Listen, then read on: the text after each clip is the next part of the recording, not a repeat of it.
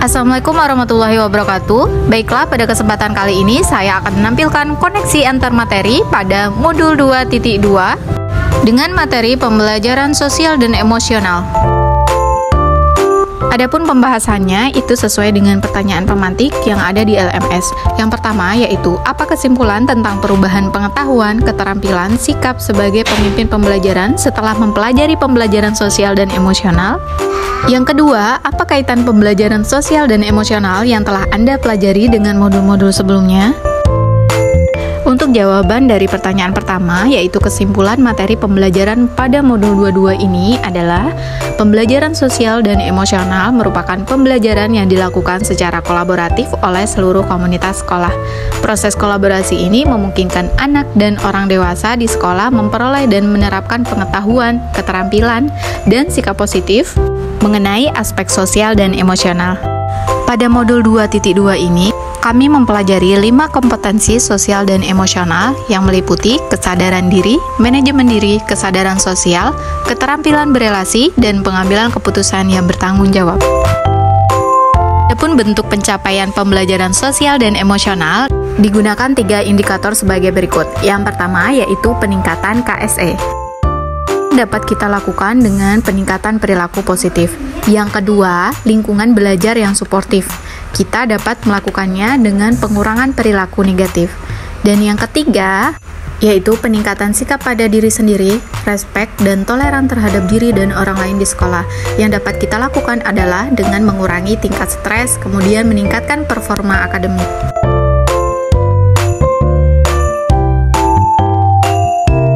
Dalam modul ini, kami juga mempelajari apa itu well-being.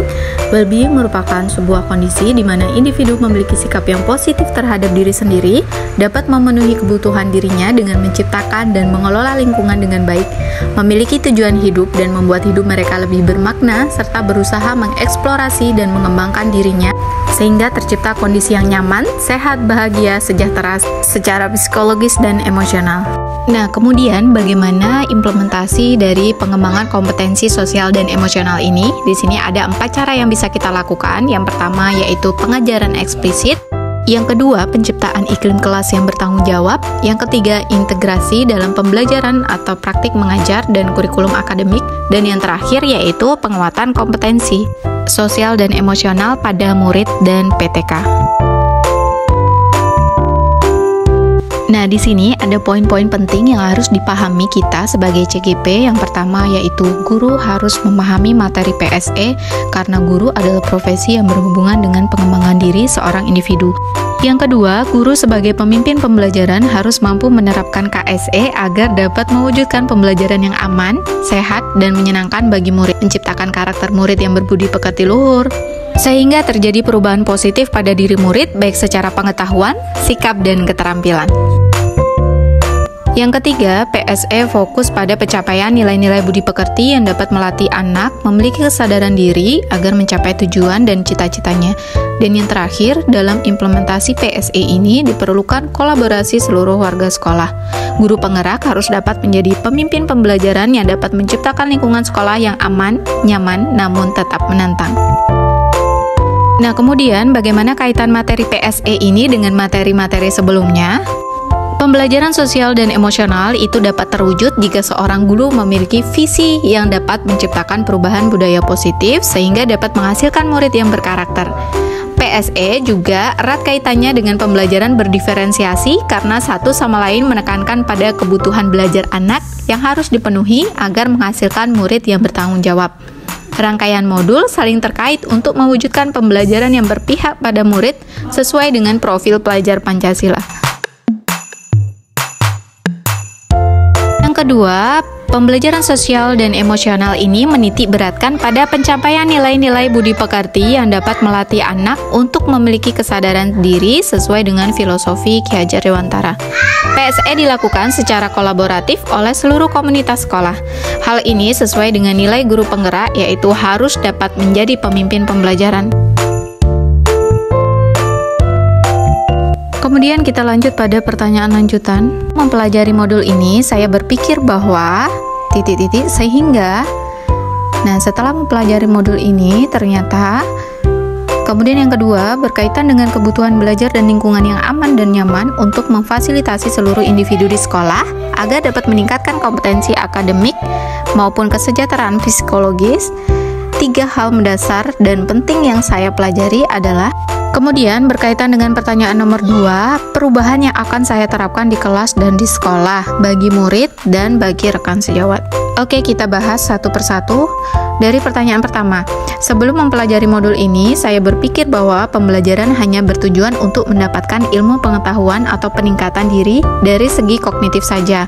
Tetapi setelah mempelajari modul ini, ternyata dalam proses pembelajaran, kita juga perlu meningkatkan kompetensi yang dalam materi ini disimpulkan dalam 5 kompetensi sosial dan emosional, yaitu kesadaran diri, manajemen diri, kesadaran sosial, keterampilan berelasi, dan pengambilan keputusan yang bertanggung jawab. Kaitan dengan pertanyaan yang kedua, 3 hal mendasar dan penting yang telah saya pelajari. Yang pertama, pentingnya menerapkan 5 KSE dalam pembelajaran. Yang kedua, menerapkan praktek kesadaran penuh atau mindfulness dengan menggunakan teknik stop atau teknik lain yang sesuai. Dan yang terakhir, menggunakan 4 strategi pembelajaran sosial dan emosional dalam lingkungan kelas dan sekolah, yaitu pengajaran eksplisit, integrasi dalam praktik mengajar, penciptaan iklim kelas dan budaya sekolah, dan yang terakhir, penguatan kompetensi sosial emosional pada murid dan PTK.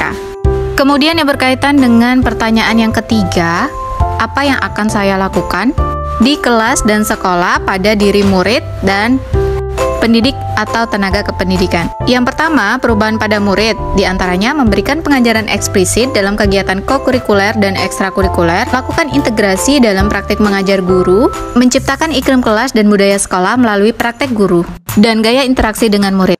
Dan yang terakhir, perubahan yang akan saya lakukan pada pendidik dan tenaga kependidikan adalah menjadi teladan bagi guru atau tenaga kependidikan di sekolah, belajar dengan berbagi praktik baik, dan berkolaborasi dengan cara membuat komunitas praktisi atau kombel di sekolah dan mengintegrasikan KSE dalam pelaksanaan rapat guru.